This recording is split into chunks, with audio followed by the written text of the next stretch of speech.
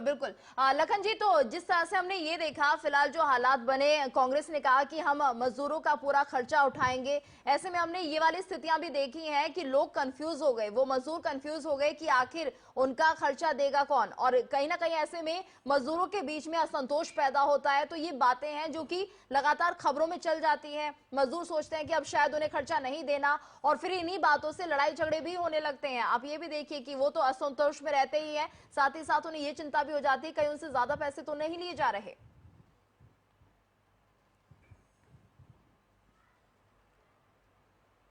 Hello जी लखन जी, आवाज पहुंच रही है आप तक? जी जी, पहुंच रही है। जी देखिए, लखन जी, अभी हाँ। मैंने गिरीश आर्य जी की बात सुनी जी। और आपका भी सवाल सुना है। मैं ये कहना चाहता हूं, ये बार बार कह रहे हैं कि इस समय राजनीति ना करें, राजनीति ना करें। सर, मैं एक बात पूछना चाहता हूं कि 45 दिन हो गए, 45 दिन हो गए वो मजदूर वहां फंसे हुए। आप बार बार ये कह रहे हैं कि आप राजनीति ना करें, लेकिन मुझे ये बताइए कि आप लोगों ने 45 दिन के अंदर मजदूरों को लाने का या राज्यों में, अन्य राज्यों में जो फंसे, उनकी तैयारी आपकी तरफ से अभी तक क्यों नहीं हो रही है? आपको जानकारी नहीं है। अभी भी आप कह रहे हैं कि हम ये बनाएंगे, वो बनाएंगे। जी जी, बोलिए बोलिए। आप बोलिए मुझे गिरीश जी। जानकारी उतनी है श्रीमान जितनी भारतीय जनता पार्टी की आपको जानकारी है। मैं ये कहना, मेरी बात सुनिए, बीच मैं आपकी बात सुन रहा था, आप मेरी बात सुनिए। जी जी, बोलिए लखन जी।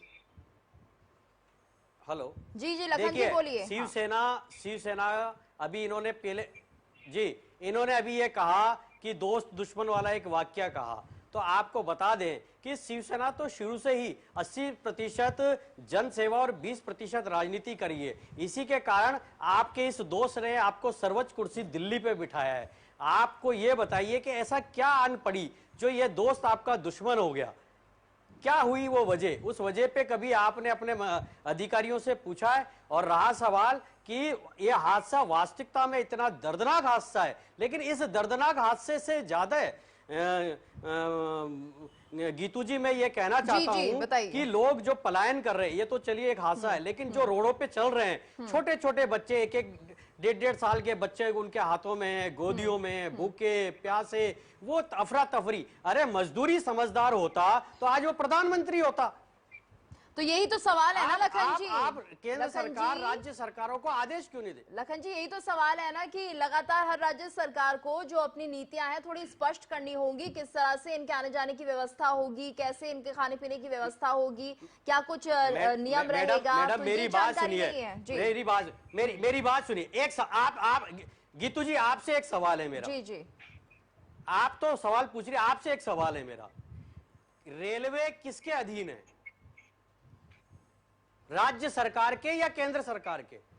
लेकिन हर चीज केंद्र सरकार पर नहीं डाली जा सकती ना लखन जी। अगर आप ये सोचिए, महाराष्ट्र की अगर हम बात कर लेते हैं, यहाँ पर नहीं, हर चीज नहीं। आप ये बताइए, मैं राज्य सरकार की भी कह रहा हूं, पर कम से कम आप केंद्र सरकार अगर कोई 64 ट्रेनें आप चला रहे हैं, आप जनता के बारे में ना तो आपकी सोशल साइट पे, ना आपके पास में कोई इस तरीके से आप समाचार पत्रों के द्वारा ना कुछ ऐसा आप कर रहे हैं कि मजदूर कैसे जाएंगे, और ना ही राज्य सरकार उसको स्पष्ट। तो यही तो कमी देखने को मिल रही है कि जो कोऑर्डिनेशन है, मैं खुद कह रहा हूं जी, कोऑर्डिनेशन जो है राज्य टू राज्य वो भी नहीं हो पा रहा, ना ही केंद्र और राज्य के बीच में हो पा रहा है। कारण है वो मैं कह रहा हूं ना, मैंने आपका इस सवाल का जवाब शुरू में ही दे दिया।